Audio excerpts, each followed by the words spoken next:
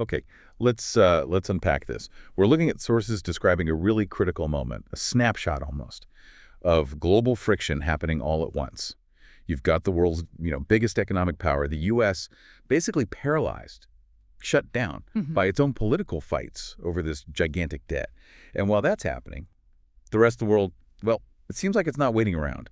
That's exactly the core of our deep dive today. Our mission, really, is to take this material you've gathered and, well, connect the dots. What happens strategically, physically, when Washington essentially locks its doors? We need to link that paralysis back in D.C. to, the escalating war in Ukraine, the political heat in Africa, and these sharp strategic moves we're seeing in the Middle East. And if you're listening for those crucial, maybe overlooked details, you're in the right place. We're going to get into some specifics, like how this mess in Washington leads a U.S. vice president to warn that your flight might not actually arrive on time. We'll look at why a death sentence for an ex-president in Africa comes with this just staggering $50 billion fine, and also why Iran is suddenly talking about needing longer-range missiles. Yeah, it's really a masterclass in global consequence, isn't it? It shows how internal political failure, especially in a major player, it just creates this vacuum. Yep. And, adversaries or even just regional powers, they're quick to jump in. So let's start right there where the financial heart seems to be seizing up that political deadlock in the U.S. Right, the U.S. government shut down. It's the 15th time since, 1981? Yeah. But this one feels different, more severe maybe. It's all fueled by these fights over funding the government and, crucially, this spiraling national debt. And the effects are immediate. They're not just numbers on a page. We're talking 750,000 federal workers sent home, no pay. One source estimates the daily cost of this is around $400 million. Just wasted. Because they can't agree. And the economic ripple effects. I mean, global markets need reliable data, right? But key stuff, like the September jobs report, it just won't be released. It's like switching off a crucial instrument panel for the global economy. And the political fight itself, it runs deep. You had Democrats blocking the funding because the Republican proposal didn't include extending health care benefits for millions, benefits that were about to expire. The Republicans, their position was, let's deal with funding now, health care later. A separate discussion. Which brings us to that really tangible warning. The vice president, J.D. Vance, actually warned people about flying. That sounds, well, pretty unprecedented for someone that high up. The quote was, "If you were flying today, I hope you get there on time, but you might not." That's a huge admission, isn't it? It is. And he's tapping into a real fear, drawing parallels to the last big shutdown. Remember when air traffic controllers started calling in sick? They're essential, yeah, but they weren't getting paid. The whole system, it relies on trust and, well, funding. So is that warning just him stating a fact, anticipating a breakdown? Or is it maybe a political tactic, a way to pressure the other side? I think it functions as both, probably. It definitely weaponizes the consequences, puts pressure on everyone. But the deeper issue, the one that worries global markets, is that debt context. The U.S. debt is sitting at, 120% of GDP? Okay, 120%. That sounds high. But then you see projections for Japan, like 252% by 2025. So why is the U.S. situation seen as more threatening right now? It's about the dollar's role, mainly. The U.S. dollar is the world's reserve currency. So when Japan has huge debt, it's mostly an internal issue managed internally.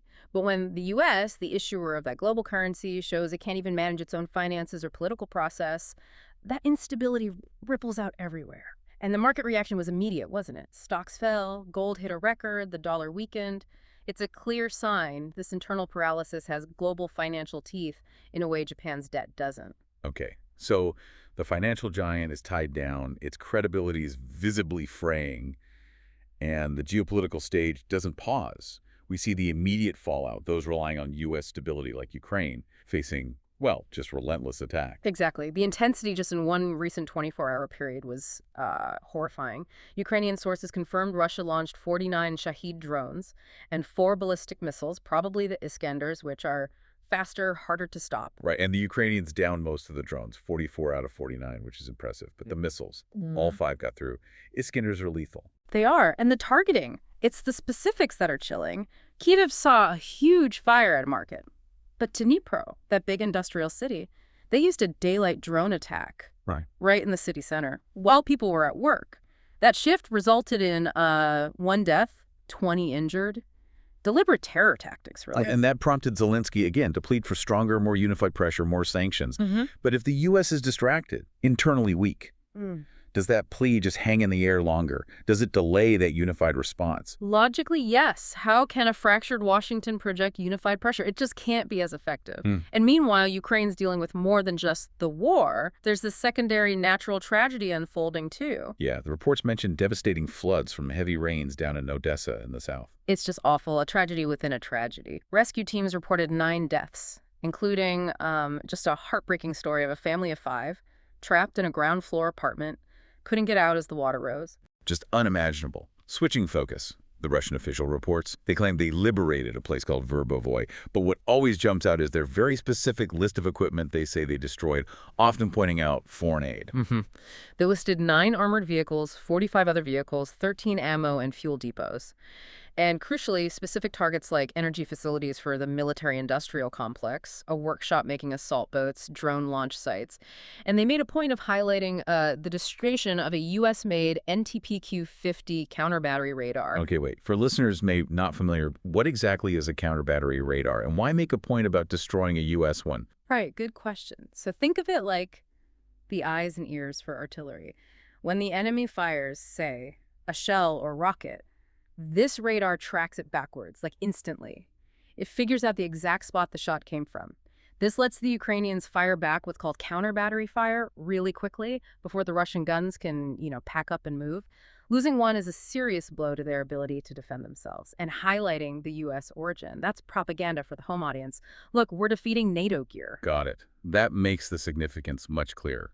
And on the flip side, Russia reported shooting down 97 Ukrainian drones. But at the same time, the governor of Belgorod, that Russian region near the border, said his area was hit by over 110 drones and munitions. An injured man stepped on an explosive.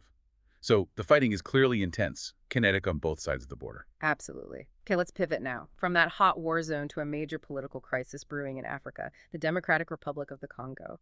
This really highlights how these regional fires can flare up when global attention, especially U.S. attention, is elsewhere. We saw some explosive details about a military court decision involving the former president, Joseph Kabila. Yeah, a military tribunal condemned Kabila to death in absentia, meaning he wasn't there.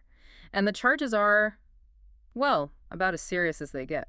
War crimes, treason, crimes against humanity. And the core accusation, the reason for these charges, is that Kabila is allegedly backing the M23 rebels, the ones supported by Rwanda, controlling those mineral-rich eastern areas. That's the allegation. And the penalty. Oh. Wow. The death sentence is one thing, but also $50 billion in reparations. 50 billion, you have to ask, right? Is that $50 billion even meant to be a practical sum they expect to collect? Or is it more symbolic, a political weapon? Yeah, especially since Kabila denies it's anything but political. $50 billion feels less like recouping damages and more like ensuring his complete political and financial destruction. No comeback possible. Exactly, and the stakes are huge because of those minerals in the East. We need the context here, too. Kabila was president from 2001 to 2019. He had this sort of uneasy power-sharing deal with the current president, Felix Tshisekedi. Well, that deal looks shattered now. Tshisekedi publicly accused Kabila of sponsoring the rebels. This court ruling, the death sentence, it feels like the formal nail in the coffin for that arrangement. It just throws gasoline on an already unstable situation in the Congo, which, again, is happening without much focused, unified pressure from a distracted U.S. So, okay, world's biggest economy stalled, war heating up in Ukraine, a major political verdict shaking Central Africa. This brings us to how other players are responding strategically, specifically Iran. Right, and this is where we really connect it back. Explicitly link these global moves to the paralysis in Washington. While the U.S. is tied up internally, Iran's Revolutionary Guard announces quite publicly they'll increase their missile range if needed. It's a bold statement, isn't it? Very assertive. And the sources indicate it's a direct response to U.S. and European demands. Demands to limit Iran's missiles, which are a major sticking point, blocking any potential nuclear deal. And the reasoning they gave for potentially needing longer range. Yeah. That's the interesting part. They currently have a self-imposed limit, 2,000 kilometers, which they say is enough to reach Israel. Right. But then, back in June, Israeli jets apparently hit some Iranian missile launchers in Iran's western provinces. Because of those strikes, Iran says it had to move its remaining missiles further east, deeper inside its own territory. So logically, to hit the same targets they could hit before from the west, they now need missiles that can fly further. It's a strategic adjustment forced by past conflict, but they're announcing it now as A form of deterrence, perhaps. Precisely. And they're projecting confidence, too. An Iranian official claimed their missile power was what limited that June conflict, which they blame Israel for starting to just 12 days. The takeaway seems clear. While the U.S. is bogged down with its own internal politics, other strategic actors are actively adjusting their posture, maybe seeing an opening.